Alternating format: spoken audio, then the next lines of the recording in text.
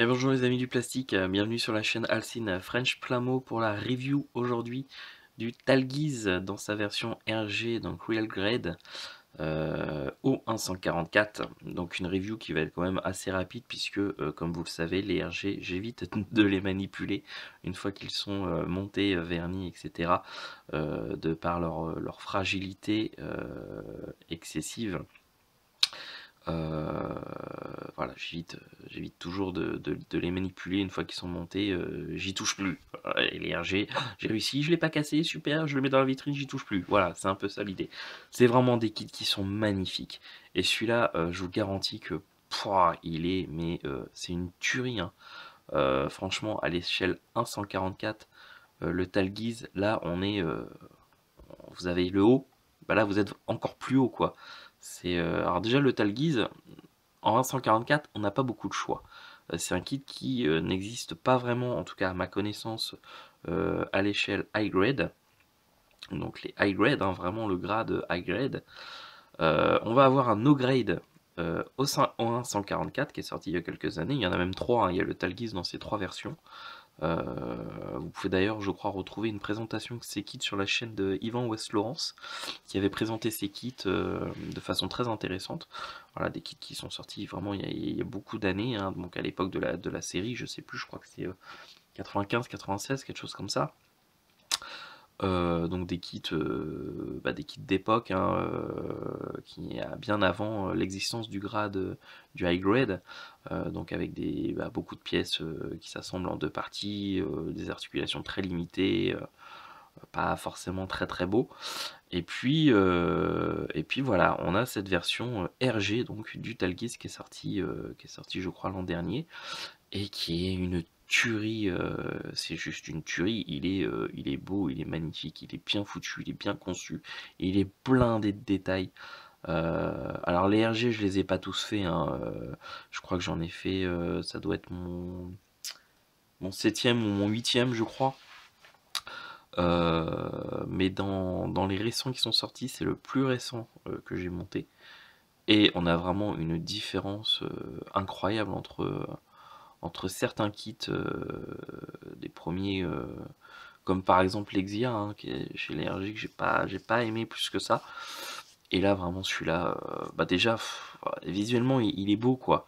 On retrouve tous les détails, on voit bien que c'est le Talgiz, il a vraiment tous les détails, il les a. Il est bien proportionné, les articulations, franchement, elles sont, vous pouvez faire n'importe quelle pose dynamique que vous souhaitez. Alors, le but du jeu avec les RG, c'est de pas faire ça trop souvent.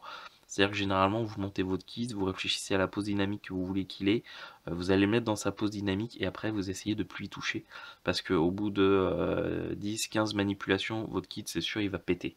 Euh, les RG sont super beaux, super articulés, super détaillés, mais sont hyper fragiles. J'ai pas souvenir. Alors celui-là, je crois que c'est une des rares fois, mais généralement les RG, une fois sur deux, je pète une pièce. Alors heureusement pour moi, généralement c'est pas des pièces très importantes, mais vous pouvez être sûr qu'au moment du montage, je pète au moins une pièce. Là, le Talgiz, je touche du bois, j'ai rien cassé du tout. Voilà. Alors les RG, c'est pareil, moi je ne les peins pas.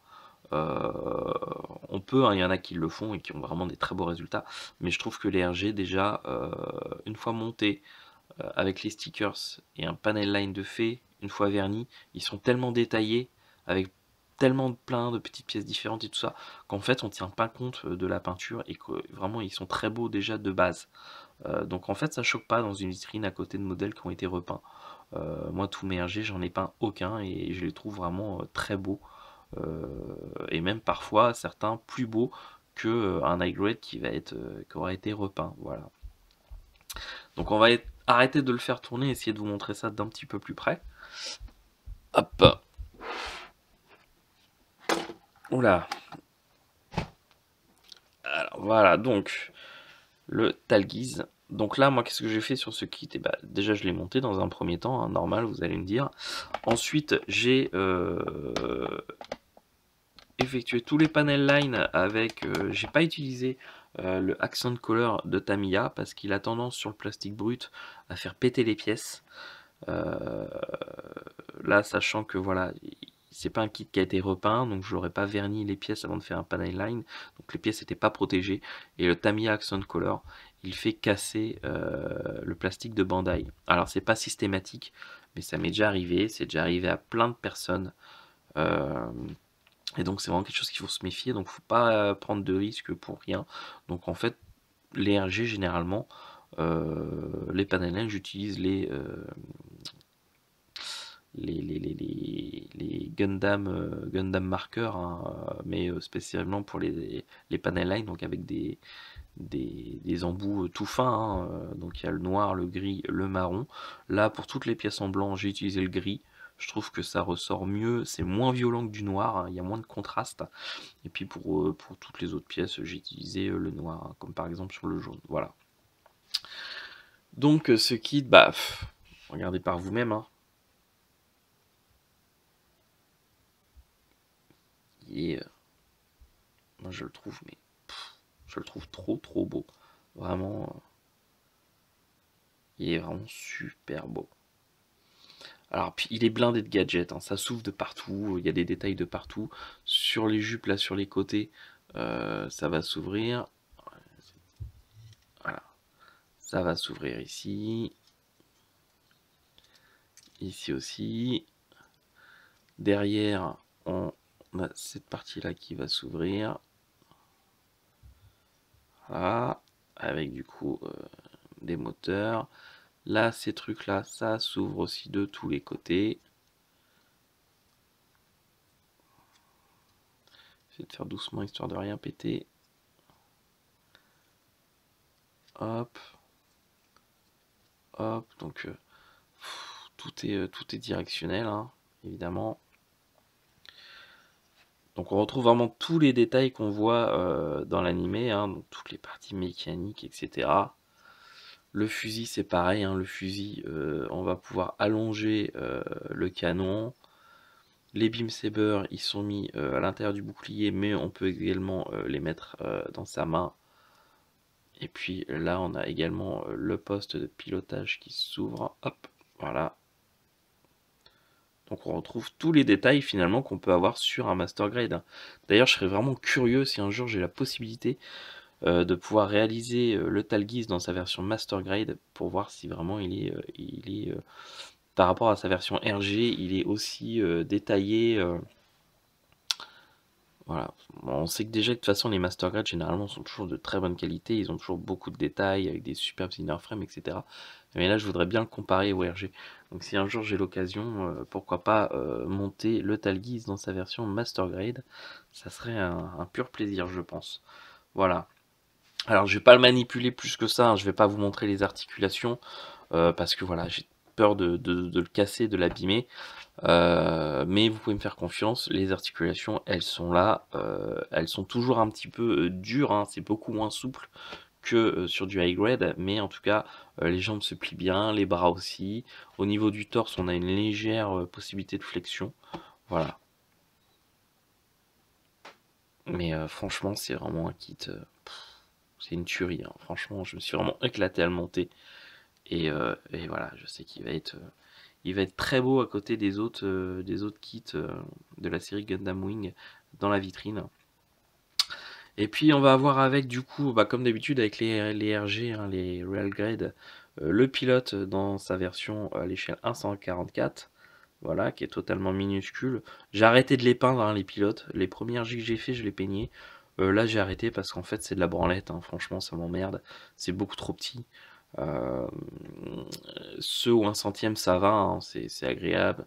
Là franchement, en ce moment je vous dis j'ai plus envie de m'emmerder sur des trucs comme ça. Plus voilà, bon. À la limite, c'est sympa, hein, de mettre les pilotes avec ces kits là. Mais voilà, les faire à l'échelle 1/144, pourquoi faire? Franchement, voilà, autant à la limite mettre les mêmes que ceux qui sont fournis avec les Master Grade. Et voilà, du coup, avoir quelque chose de plus facile à peindre, de visuellement un petit peu plus grand, qu'on peut un peu plus voir, parce que là, franchement, le machin, ça a pas beaucoup d'intérêt, en fait, visuellement. Dans une vitrine, on va même pas le voir, quoi.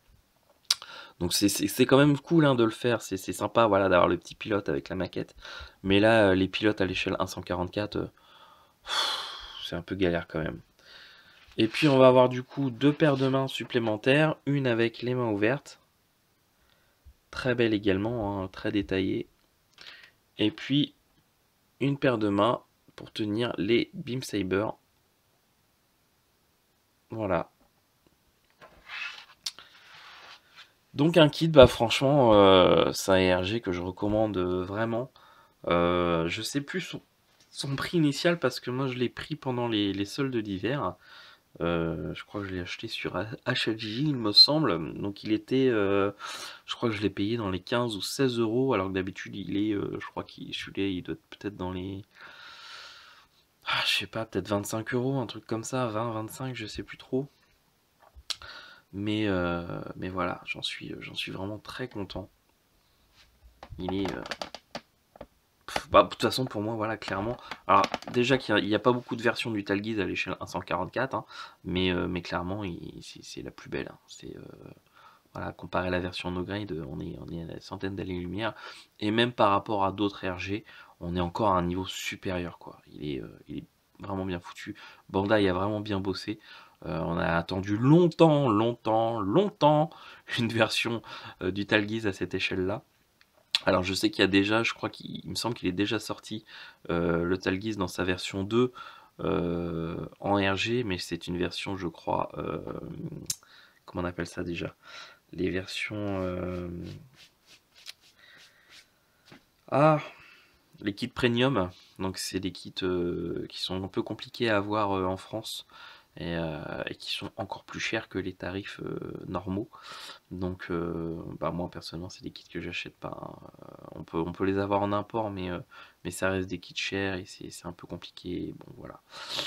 C'est une politique commerciale de Bandai qu'on est beaucoup quand même à décrier les kits premium, mais bon, voilà, ça permet aussi. Je sais que par exemple, il y a au niveau de la série Iron Blood and Orphan, le mecha, alors je sais plus son nom. Il est rond, petit. euh, Enfin bref, c'est un mecha qui est pris à l'ennemi et qui est repeint par les héros dans une couleur orange et blanche. Et celui-là, pour l'avoir, en fait, le seul moyen, c'est soit de prendre le kit HG de base vert et blanc et de mettre du coup de le repeindre avec les bonnes couleurs, soit d'acheter le version. Il y a un kit premium Iron Blood and Orphan avec bah, notamment ce kit-là dans ses couleurs bonnes parmi d'autres trucs. Et voilà, du coup, c'est un kit qu'on peut avoir que en premium. À moins du coup d'acheter la version de base en HG en vert et blanc et de repeindre avec les bonnes couleurs le kit. Bon, voilà.